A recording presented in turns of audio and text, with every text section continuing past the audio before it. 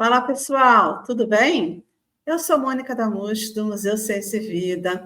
Só para lembrar, eu sou uma mulher branca de 59 anos, com cabelos e olhos escuros, e hoje eu estou usando um óculos de armação tartaruga, vestindo uma blusa verde, com brincos dourados, um colar de corrente e 3 coraçõezinhos. E no episódio de hoje, Mulheres na Computação Quântica, a gente vai falar sobre como a pesquisadora pode trabalhar com engenharia de IA. E para isso, convidamos a nossa queridíssima Ana Paula Appel. Mas olha, esse episódio tem um quê especial. A Ana Paula está acompanhada de sua filha Helena. Ana e Helena, sejam muito bem-vindas ao nosso podcast. Estamos super felizes com a participação de vocês, mas antes de começarmos o nosso papo, gostaria que vocês fizessem a audiodescrição e depois se apresentassem. Fiquem à vontade, o espaço é de vocês. Bom, eu sou Ana Paula Appel, sou uma mulher branca, de cabelos grisalhos na altura do ombro, também uso óculos, um óculos também de uma armação tipo tartaruga, meio esverdeada. Estou vestindo uma camiseta listrada aqui de vermelho com azul e branco. Agora eu deixo com você aí, filhota. Sou uma menina branca, tenho 10 anos, tenho cabelo ondulado, castanho, e eu tô usando um óculos de oncinha rosa, uma camiseta branca. E fala como você se chama também, né? Eu me chamo Helena. Ah, muito legal, muito legal. Vocês podem se apresentar. Bom, eu trabalho na IBM há 13 anos, fiz mestrado, doutorado, fiz computação na UFSCar em São Carlos, depois fiz mestrado e doutorado no ICMC USP, né? Sou de São Carlos, nascida de São Carlos.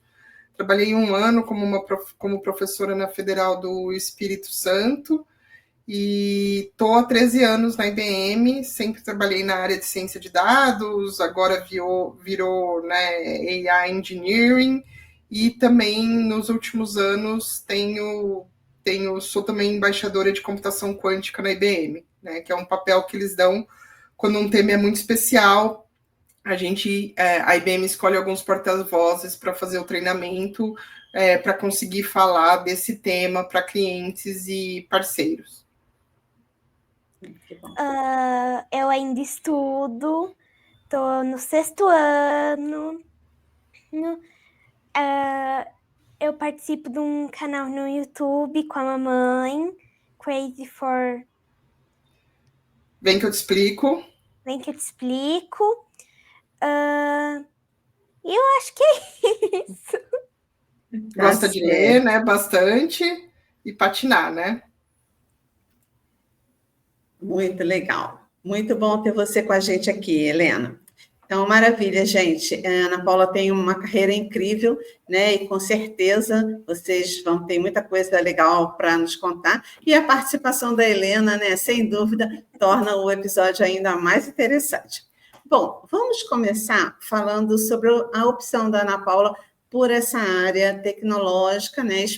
Especialmente a área de ciência da computação. Ana, você sempre sonhou em ser cientista computacional? Você tinha algum exemplo de uma pessoa graduada nessa área na sua família ou no seu círculo de relações? Na verdade, não. Na verdade, eu quase que fui a primeira pessoa, né, da minha família a fazer uma faculdade mesmo, né? E eu sempre gostei muito da área de exatas, né? Então, meu primeiro pensamento era cursar matemática. Minha mãe era professora primária, né? O meu pai era vendedor de material de escritório. E na época, começou a questão, né, de computação, e eu era apaixonada por filme de ficção científica, né? Tanto que o meu motivo principal de querer fazer computação era trabalhar com computação gráfica, né, com visão computacional ou com questão de efeitos especiais. E na época que meu pai era vendedor, né, quando eu falei que eu queria fazer computação, ele falou, não, filho, eu acho que você realmente tem que fazer isso, porque os computadores estão tirando meu trabalho, né? Ele vendia material de escritório, carbono, né? Acho que a grande maioria aqui não vai saber o que é o papel carbono, que você punha embaixo de folha, né? Uma folha, o papel carbono em outra folha, e aí você escrevia, ele fazia uma cópia, então quem tirava pedido, nota fiscal, fazia tudo com isso. E com a questão do computador, né, você imprimir, ninguém queria mais saber disso, né, comprar folha sulfite, fita de máquina de escrever. Então, eu acabei indo, e como eu sou de São Carlos, a única restrição que meus pais puseram é que eu fizesse faculdade em São Carlos, porque eles não tinham condições de pagar para eu estudar em outra cidade. Então, que eu escolhesse um curso que tivesse em São Carlos, né, e São Carlos é muito forte para a área de exatas. E aí eu acabei indo para a computação, né? Então, acabei entrando em computação e fiz bacharelado em ciência da computação na UFSCar e me encantei. Não fui para a área de computação gráfica, né? Eu fiz iniciação científica na área de realidade virtual, mas acabei vendo que eu não tinha muito talento, principalmente porque na época você tinha que ter um talento gráfico, né? Uma habilidade de desenhar, de modelar objetos muito grande, eu não tenho esse dom artístico, e eu acabei me interessando mais pela área de dados, né, pela área de banco de dados. Muito bom.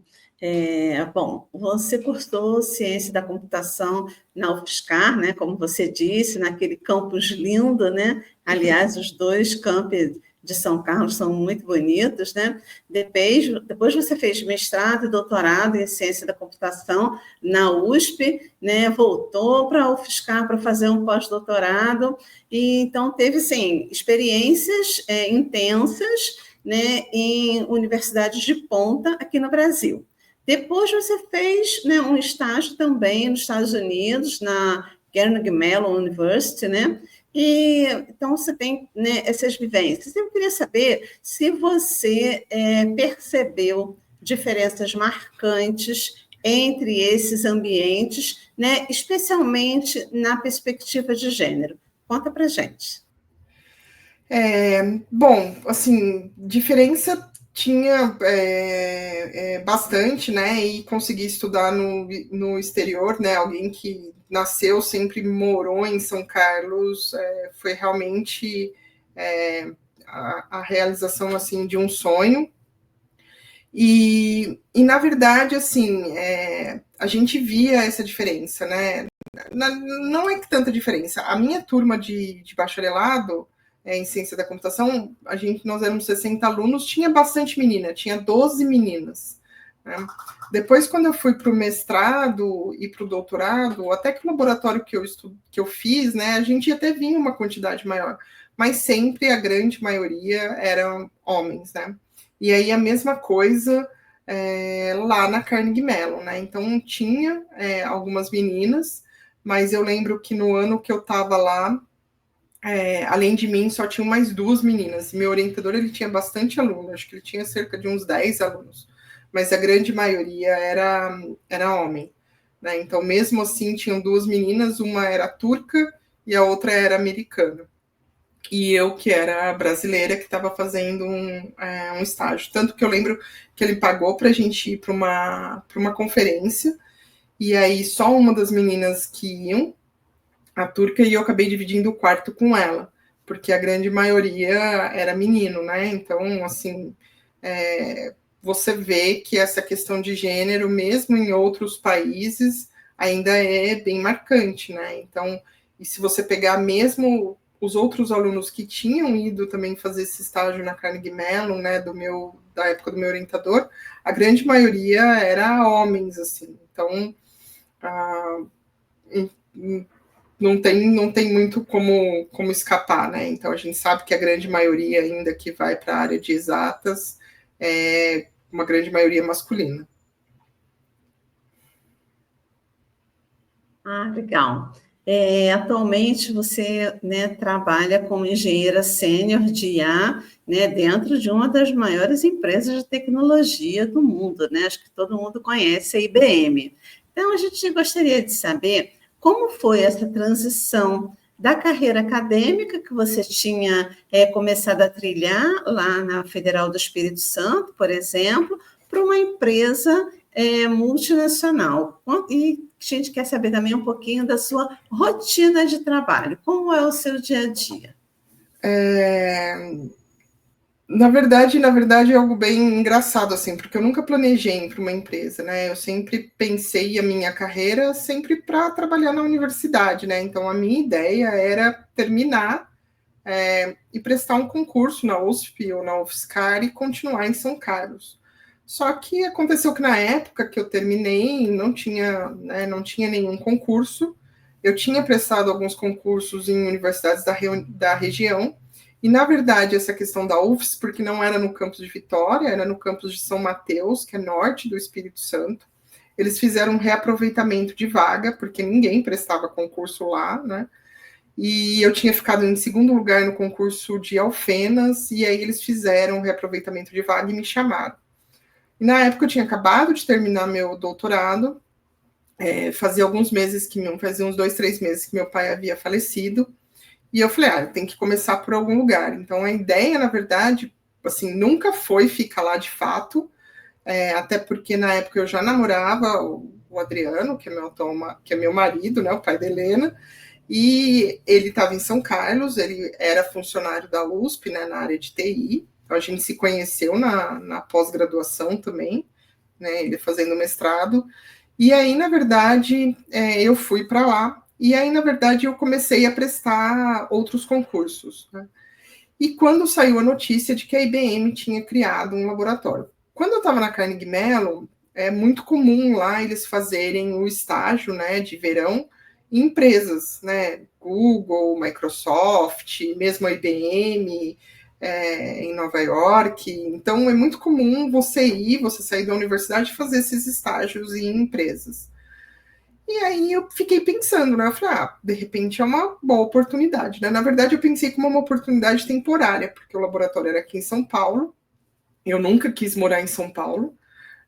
Achava uma cidade muito grande, confusa, né? Não queria morar aqui de jeito nenhum. Mas eu falei, de repente pode ser um caminho, porque como o Adriano trabalhava na USP, eu falei, consegue transferir para a USP, né? Porque a gente então tinha casado, mas estava distante, eu estava lá em São Mateus, ele estava em São Carlos.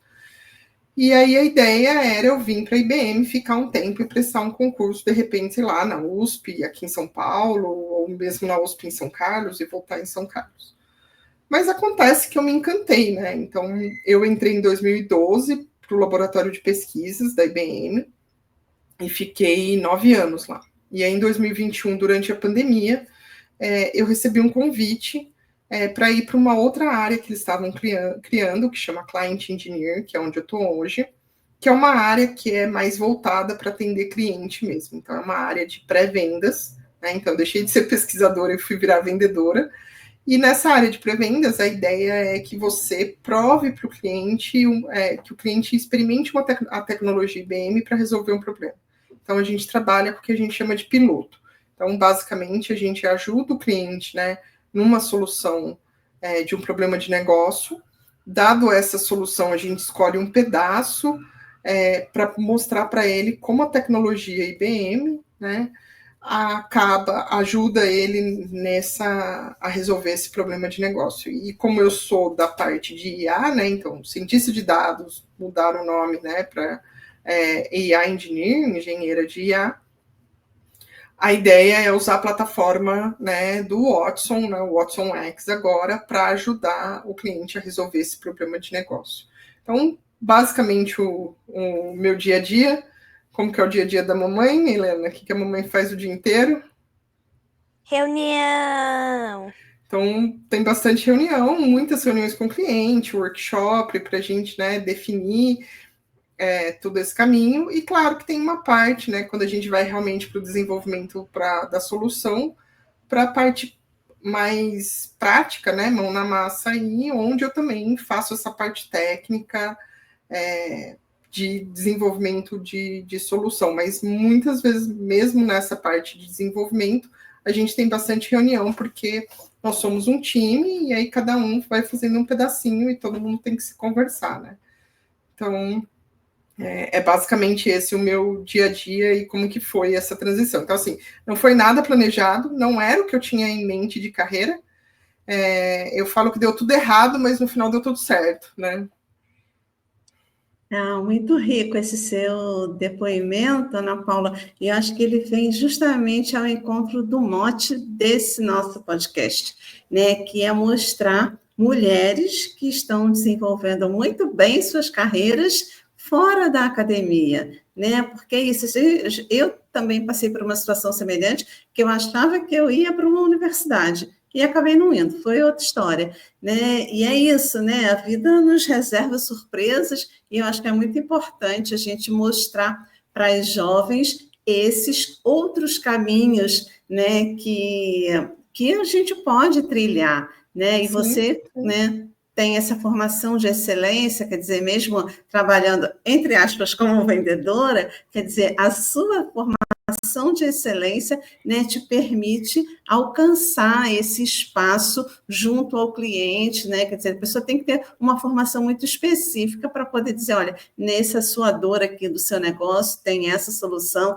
a empresa tem essa solução, tem aquela, né? Muito bom mesmo essa sua experiência. Eu acho que as meninas que estão nos ouvindo, né, elas certamente ficarão bastante entusiasmadas. Ana, você exerce um papel de liderança, né? Teve oportunidade de chegar ao nível máximo em certificação em ciência de dados também, que é outra questão importante na área, né? E atualmente você atua como chefe do Conselho Global de Ciências de Dados da IBM. Né? Então, é um nome de muita influência na sua área de atuação. Se a gente fazer a pesquisa, a gente percebe isso, né? E queria que você contasse como foi a sua trajetória, principalmente considerando as experiências acadêmicas e esses anos já na IBM, né, crescendo dentro da empresa, também nessa perspectiva de gênero, falar um pouquinho como é exercer esse papel de liderança sendo mulher. Claro, deixa eu só contextualizar um pouquinho, né? Então, esse nome pomposo, né, é que a IBM, na verdade, ela tem o que nós chamamos de certificações de carreira, né? Então, a gente vem de um mundo onde a gente fez mestrado, doutorado, então você tem uma certa certificação, mas a IBM é um mundo, né, com dezenas de milhares de funcionários. Então, na verdade, a IBM tem o que ela chama de certificação de carreira para tentar entender o posicionamento que cada um está. Né? Então, júnior, sênior, especialista, tem os nomes, mas você tem uma certificação técnica. Né? Então, da mesma forma que ela tem uma certificação para arquiteto, para especialista de TI, ela também tem uma de ciência de dados, que foi criada em 2018 e é validado pelo Open Group. Então, tem um órgão externo à IBM que valida essa certificação. E outras empresas podem tirar essa certificação pelo Open Group, mas a IBM pegou o processo do Open Group, internalizou, então a gente tem, e hoje você recebe, né, a gente recebe o que a gente fala um badgezinho e também tem um certificado no papel. Em 2018, ela lançou de ciência de dados. Quando ela lançou essa certificação, a minha primeira reação foi, eu vou tirar essa certificação. E na época eu ainda estava no laboratório de research, todo mundo falou, mas por que você vai tirar essa certificação? Você tem doutorado, você é pesquisadora, você não precisa disso. Eu falei, não, mas quando a gente vai para um cliente ou para uma pessoa de fora, né, muitas vezes elas não entendem o doutorado, acha que você está no muito das ideias. E o processo de certificação de ciência de dados, você tem que mostrar casos práticos que você trabalhou. Então, dependendo do nível, né, então, o nível 1, acho que são 2 projetos, no nível 2, 3, depois 3, e cada um vai aumentando o número de requisitos. Então, eu já tirei a do nível, do nível 2, tá? E aí, na época, eu tirei a do nível 2, e eu fui a primeira mulher a tirar do nível 2. Quando eu tirei do nível 2, eu falei, vou começar a me preparar para tirar o nível 3. E aí, mais ou menos 6 meses depois, eu tirei a do nível 3, fui a única mulher a tirar do nível 3 e continuo, na verdade, sendo a única mulher do Brasil, América Latina, que tem a certificação nível 3. E, na verdade, existe um comitê, né, um grupo de VPs, Distinguished Engineering, né, de cargos de liderança, que tomam conta dessa certificação, cada um da sua área, né? Então, no caso aqui de ciência de dados. E quando a pessoa que cuidava, que liderava dessa certificação, se aposentou, né? Então, há uns 2 anos atrás, ela acabou me convidando se eu não queria assumir esse papel, porque eu era uma pessoa muito presente no comitê. Inclusive, eu faço parte também do WIDS, que é Women Data Science de Stanford, então já há 3 anos que eu sou embaixadora. Então, a gente organiza o evento aqui também anual, com suporte da IBM.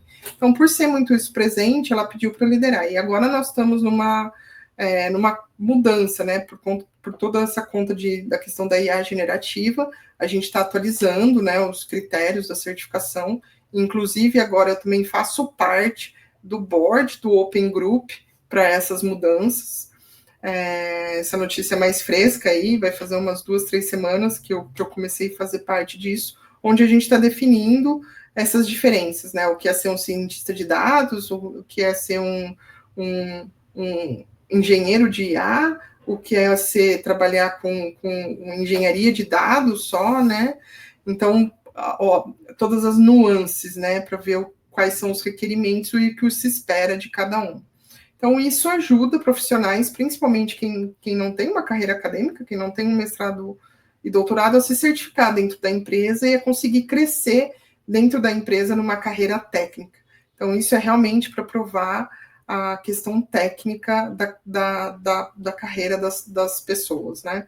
E a gente tem algumas mulheres nisso, mas a IBM é uma empresa que ajuda muito, não. Ajuda não é a palavra, né? Porque não tem que ajudar, né? Mas é uma empresa que enxerga muito isso, que valoriza isso. Então, é uma empresa que está preocupada com essa questão de diversidade, né? De gênero. E assim, eu nunca sofri esse problema dentro da IBM, assim, né? Então, sempre tive líderes, homens, mulheres, e que sempre deram essa importância e são parceiros nessa jornada. Muito bom. Quer dizer, você já, né, já conquistou outros espaços, né, entre a nossa última reunião e hoje. Gostei de saber.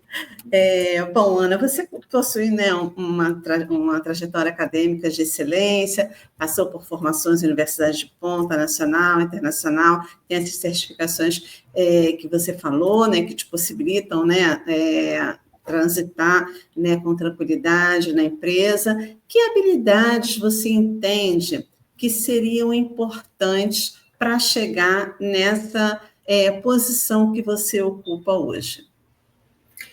Olha, eu acho que sem dúvida a questão técnica, né, ter uma boa formação, isso, assim, sem dúvida nenhuma, sempre me ajudou.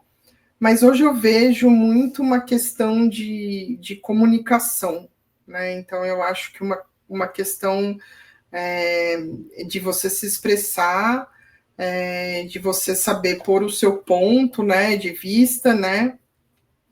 E eu acho que uma coisa que é muito importante, você tem que saber o que você traz para a mesa, assim, né? Então, por exemplo, se a gente vai para uma reunião, qual que é a minha contribuição? Por que eu sou importante? Então, eu acho que esse autoconhecimento, claro, levou bastante tempo para eu adquirir isso, só com a experiência, mas hoje eu vejo que essa questão da comunicação, né, de saber fazer uma apresentação, de saber falar em público, de ter uma voz ativa, eu acho que isso é muito importante, né? E muitas vezes as mulheres, às vezes, são muito mais introvertidas, né? Então eu não acho que isso seja um problema, eu acho que cada um tem o seu estilo, mas muitas vezes a gente tem que ter uma voz ativa, né? Principalmente nessa área de tecnologia, em áreas que são predominantemente masculinas, né? Muito, muito importante isso, né? Então, a gente acha muito, muito legal, estamos assim, muito animadas, né, quando uma convidada possui alguma rede de divulgação de informações para o público sobre a sua área de trabalho. Né? No fundo, é uma ação de divulgação científica, que é o que nós estamos fazendo aqui hoje. Né? E vimos que você tem o Crazy for Data, né, uma conta de tecnologia no Instagram, e, para além dessa conta, você tem o canal Vem que eu te explico no YouTube, junto com a Helena. Então, de onde surgiu a ideia de vocês divulgarem informações e curiosidades tecnológicas pelo YouTube? E queria que a Helena contasse o que ela acha dessa experiência, né? O que ela acha disso. Eu vou dar a minha versão da história, depois a Helena fala se é verdade ou mentira. Bom, na verdade eu já tinha esse canal onde eu salvava, na verdade, as palestras que eu dava, né? Eu comecei com uma comunidade também de Qiskit, então, mas assim, o tempo sempre é muito complicado, né? Então, mesmo do Instagram, mesmo o canal do YouTube o meu canal tinha esse nome, né? E aí tem duas histórias aqui que se converteram. Primeiro, que essa nova geração, todo mundo quer ser youtuber, né? E no caso da Helena, não é diferente. Né? Então, ela queria ser youtuber, queria ser famosa, ela tem um canal no nome dela, mas começou a ficar um monte de coisa, né? Então, depois ela conta o que ela tem no canal dela lá. E um dia também a gente estava na piscina e aí a gente começou a falar de criptografia. E aí é que ela queria saber o que era criptografia. E aí a gente começou a explicar. E aí ela deu um exemplo lá super legal, comparando com uma fofoca. E aí eu falei para ela, por que a gente não faz um vídeo junto, né? Contando isso. E aí ela adorou, né? Então, na verdade, o primeiro nome que a gente tinha posto, vocês vão ver, né? Até a gente definir, se estabilizar, chamava Explicando Temas Difíceis, né? Então, quando a gente queria explicar alguma coisa, e a ideia foi que se uma criança de 10 anos consegue entender, um adulto também vai conseguir entender.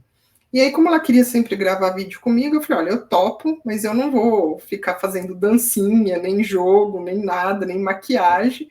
Então, vamos falar de um assunto, né, que é legal. E aí nasceu nessa ideia. E aí agora eu deixo para a Helena contar a versão dela e o que ela acha disso tudo. Então, da criptografia, a gente tinha visto aquele filme do Alan Turing. Do Alan Turing. Aí eu falei, mãe, mas funciona também com outras coisas, tudo. Aí eu comecei a perguntar. Sempre com os vídeos, sempre começa comigo perguntando, né? Eu faço uma pergunta aleatória no meio do nada. E vai. Aí tem as ideias, se é uma coisa que a mamãe sabe. Aí a gente grava um vídeo. E realmente a ideia é explicar de um jeito que as pessoas conseguem entender. Porque se até eu, que tenho 10 anos, consigo entender, por que os outros não vão conseguir entender? Muito legal, Helena. Então, com isso, você já está, né, desenvolvendo aí essas habilidades que sua mãe mesmo falou, que são fundamentais para o futuro, né? Essa capacidade de comunicação, de se apresentar. Muito bom. Mas, Helena, além da pergunta que você deixa no final do vídeo, né? Quem tiver interesse pode jogar aí no YouTube, vem que eu te explico, porque é fácil de achar o canal delas e vocês vão perceber, então, que ela começa com uma pergunta, mas ela também termina com uma pergunta, né? Você, no final do vídeo, você deixa uma pergunta sobre outros temas que as pessoas querem ver tratados no canal. Então, além dessa pergunta, onde mais você busca inspiração para os seus novos vídeos? Então, como eu tinha falado, geralmente tudo começa quando a gente assiste um filme, que nem do Alan Turing, e outras coisas.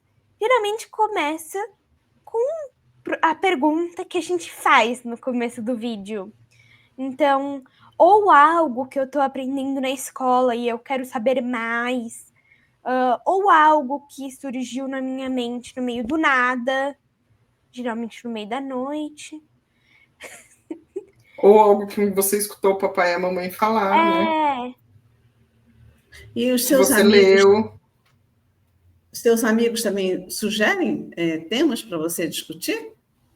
Não, meus amigos não entendem nada que eu falo sobre. Às vezes eu falo, aconteceu isso, sobre computação. Eles falam, eu não faço a mínima ideia do que é isso. Aos poucos eles vão se interessar, pode escrever. Ana, sabemos como é importante, né, o exemplo para meninas nessa questão da representatividade, de ver mulheres como você ocupando esses espaços que, em geral, são dominados por homens, né, principalmente no universo da tecnologia. Então, como você se sente produzindo ciência com a sua filha, que já é tão nova, mas já está inserida nesse universo, né, tendo uma mulher como referência? E você, Helena, como é que você se sente imersa nesse universo? Então, a Helena sempre foi muito curiosa, né? Então, ela sempre também tem essa vertente para exatas. Eu não sei se por muito estímulo ou se natural dela, né? Então, ela também gosta muito de ler. Então, na verdade, assim, durante a pandemia, ela queria aprender a programar. E eu coloquei, inclusive, ela num curso online. Ela fez 1 ano o curso que aprendeu, então tentamos com também o Scratch, né, que é aquela linguagem Até hoje não adiantou nada, e não sei programar nada. Você sabe programar no Code.org, né? Você não vai, ainda não sabe programar em Python tudo, mas adiantou sim. Tem muita questão da lógica, né? Então, ela sempre foi muito curiosa e quis aprender. Mas claro que os interesses nessa idade vão variando aos poucos, né? Vão mudando. Então, ela é uma criança que já, né, nasceu inserida na tecnologia. E eu acho muito importante, né? Não só essa questão, né, de mostrar para ela que ela pode escolher a profissão que ela quiser, que ela pode seguir a área que ela quiser, que não tem essa questão de limitação, principalmente de gênero, que tem. E aí, na verdade, por eu ser bastante ativa e sempre fui mais falante, né? Então, ela já está acostumada, então ela sempre me acompanhou, foi para palestras, sempre foi para a IBM comigo, trabalhar, né? Cresceu dentro do laboratório, mesmo nessa área que eu vou, ela conhece todo mundo. Então, ela está muito acostumada, né? E principalmente também durante a pandemia, eu acho que criou esse elo, porque a gente ficava junto, ela acabava escutando minha reunião e tudo mais. Então, eu acho que acabou. Não sei se incentivando, né? Ou ela querendo saber um pouco isso, né? Então tem essa questão também de admiração da mãe, né? De querer copiar um pouco a mãe.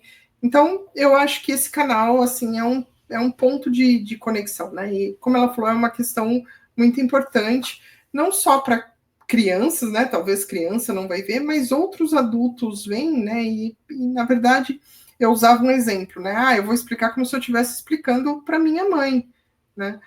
E aí agora vem essa questão, né? E com ela é natural, né? Então ela tem essa habilidade natural. Então eu acho que é muito importante porque mostra isso, né? Mostra também o meu lado pessoal, mostra também que eu sou mãe, que eu também tenho uma outra vida e também não é aquela questão de que você tem que abandonar todo o resto para conseguir ter uma carreira.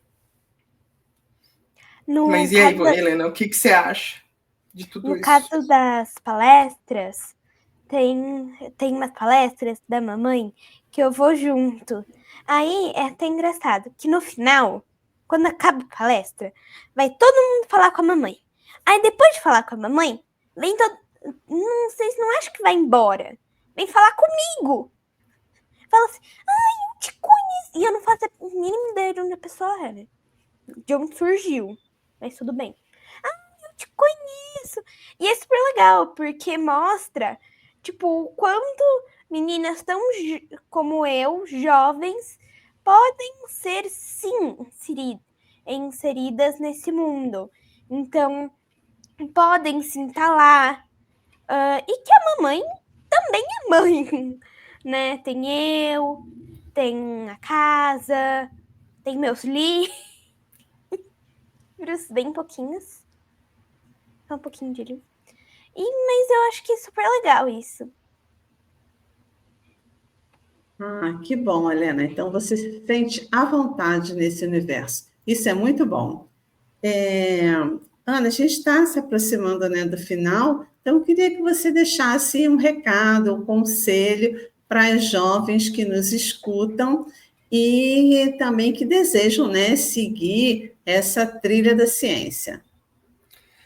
Eu acho que hoje a gente tem uma vantagem que talvez na minha época não tivesse tanto, né? Que é o acesso à informação, né? Então, a gente fala aí muito também dessa questão dos jovens, das redes sociais, vídeos curtos e tudo, mas também tem muita coisa legal, né, na internet, né? Tem muito conteúdo de tecnologia. Então, não só de tecnologia, mas de tudo, né? De ciência e de tudo. Então, assim, dá para você consumir um material legal e o acesso à informação está muito mais fácil, né? Então, mesmo a questão de línguas, que antigamente livros técnicos você só tinha em inglês, mesmo hoje com a questão da língua e com a questão da inteligência artificial, é muito mais fácil, né? Porque você consegue traduzir, você consegue pôr uma legenda, você consegue mudar.